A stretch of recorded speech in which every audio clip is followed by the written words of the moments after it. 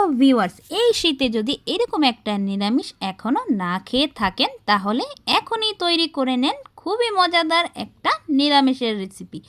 সেটা করতে কি কি সবজি প্রয়োজন তাই আপনাদের এখন দেখিয়ে দিব আমি। প্রথমে কি নিয়ে নিয়েছি দেখেন, বরবটি, গাজর, মিষ্টি আলু, আলু, সিম, মিষ্টি কুমড়া, বেগুন, মূলা, পেঁপে। তো এগুলো দিয়ে আমি সুন্দর করে ছোট ছোট স্লাইস করে কেটে নেব প্রথমে।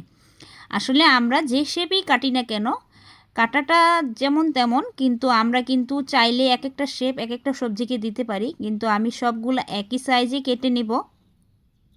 কারণ মিষ্টি কুমড়াটা যতই আমরা বড় স্লাইস করি না কেন, মিষ্টি কুমড়া কিন্তু গলে যায়। তাই সবগুলো সবজি আমি একই সাইজে রেখেছি। আর শীত আসলেই কিন্তু এরকম একটা সবজি রান্না করে খাওয়াটা কিন্তু আমি মনে করি অনেকটাই সুস্বাদুর একটা খাবার রান্না করে খাওয়া সবারই উচিত। তাই আমি সহজেই কিভাবে এতগুলো নিরামিষ সবজি দিয়ে কিভাবে রান্না করে নিব সেটাই আপনাদের সাথে দেখিয়ে দিব কিভাবে কি কি করলাম। তো এক এক করে সবগুলো সবজি কেটে নিব, গাজরও কেটে নিব। আসলে আমরা কিন্তু নিরামিষ খেতে পছন্দ করি, কিন্তু একটা ঝামেলায় মনে করি, সেটা হচ্ছে যে কাটাকাটি রান্না, এটাকে একটা ঝামেলা মনে করে ফেলি। দেখা যায় অনেক সবজি কাটাকাটি করতে হয়, অনেক বিরক্ত লাগে। অনেকেই কিন্তু দেখবেন নিরামিষটা খেতে চায় না। যতটা সবজি জোগাড় করে নিতে হয় ততটা কাটাকাটি করতে হয়, এটাকে অনেকেই ঝামেলা মনে করেন। কিন্তু এই শীতে যদি এরকম একটা নিরামিষ স্বাদ নিতে চান তাহলে একটু কষ্ট তো পোহাতে হবে, আর খেতে কিন্তু এই নিরামিষটা অনেক মজা লাগে। আর সহজে কিভাবে, আমি যেভাবে রান্না করব, আমাদের মা চাচিরা গ্রামে হয়তো এভাবেই রান্না করে সবাইকে দিতেন, আর সবাই বলতো যে আসলে খুবই দারুণ লাগে।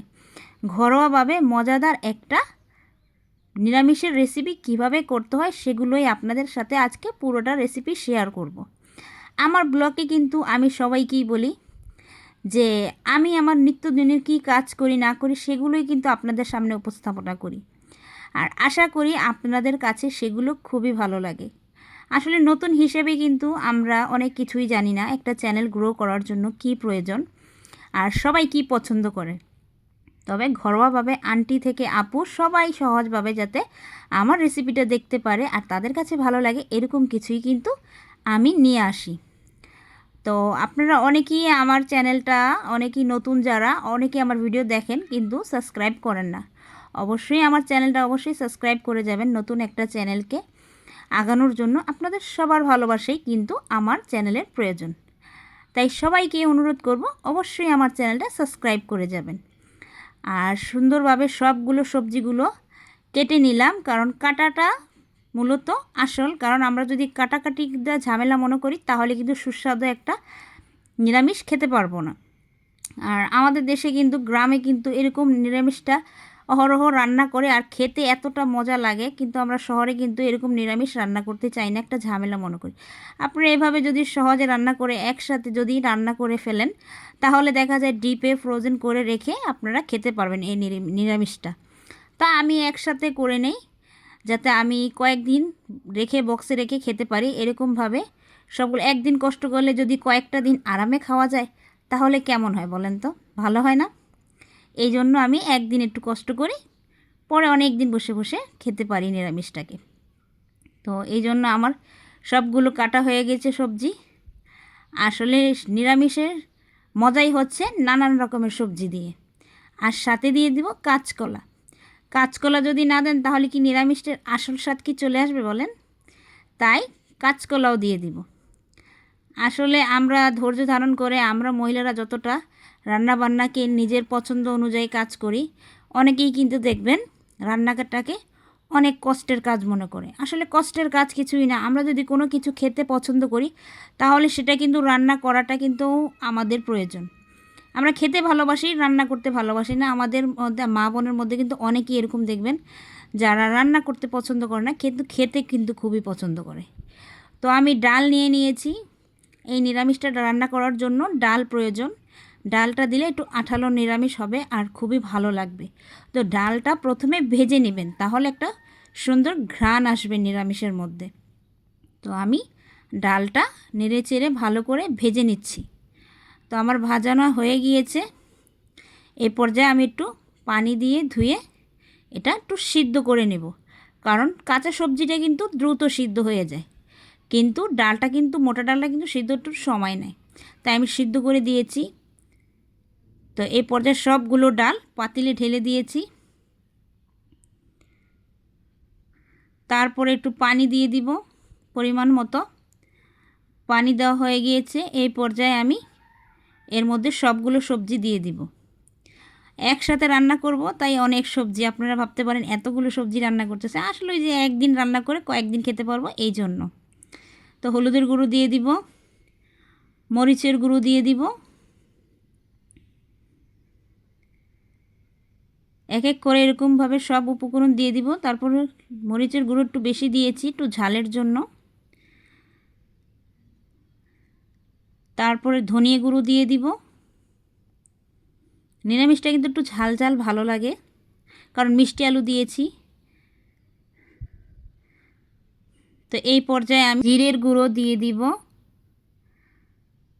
তো সবগুলো উপকরণ দেওয়া হয়ে গেলে লাস্টে আমি লবণ দিয়ে দিব পরিমাণ মতো।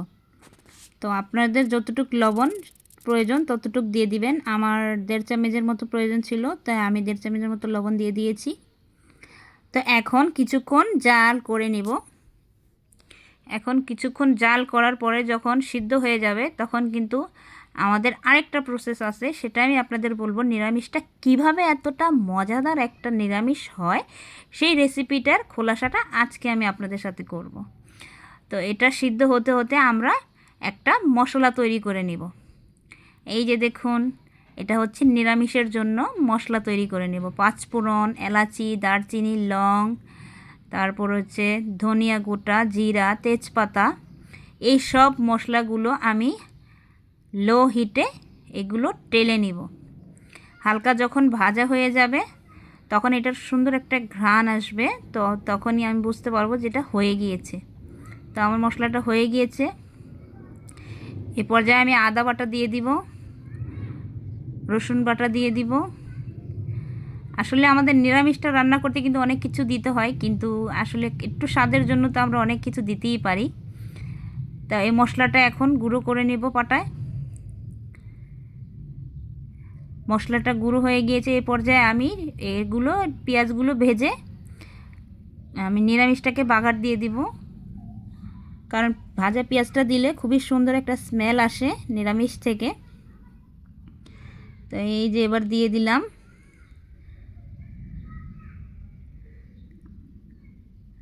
আর নিরামিষটা রান্না করাটা এতটা সহজ, আপনারা সহজে রান্না করে অনেক দিন রেখে খেতে পারবেন। আশা করি খুবই মজাদার একটা নিরামিষ।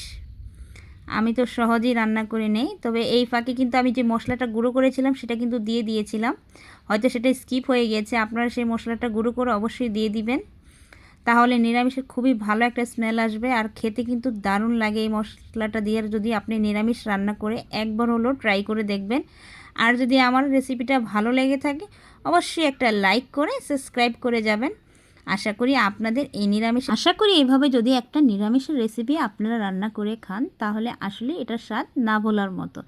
তো আজকে ধৈর্য ধরে যারাই আমার ভিডিওটা দেখেছেন তাদের সবাইকে অসংখ্য ধন্যবাদ।